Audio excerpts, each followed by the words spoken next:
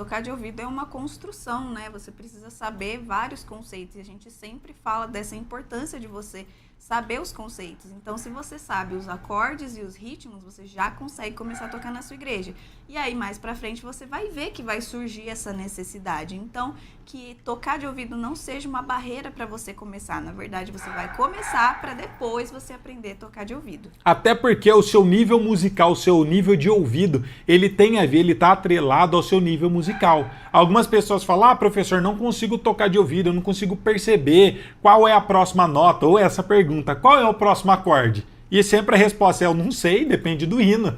Cada hino vai ter o próximo acorde diferente. Mas essa não deve ser a pergunta que você deve fazer. E sim, você tem que pensar, o que eu preciso estudar para me evoluir no meu instrumento? Porque automaticamente seu ouvido vai desenvolver ao longo dessa trajetória. Por exemplo, se você não entende sobre escalas, como você vai tirar algum solo de ouvido? Se você não tem nenhum mapa que é a base para você desenvolver o seu ouvido. Ou se você quer tocar de ouvido, você não conhece sobre formação de acordes tríades, tétrades, inversões de acordes, sobre função harmônica, sobre campo harmônico, como você acha que você vai conseguir perceber e ter essa noção de como tocar de ouvido? Então tudo é uma construção, você precisa estudar tudo isso antes para você ter uma noção muito boa depois. E na internet está cheio de professores falando, que você tem que tocar de ouvido, que você precisa...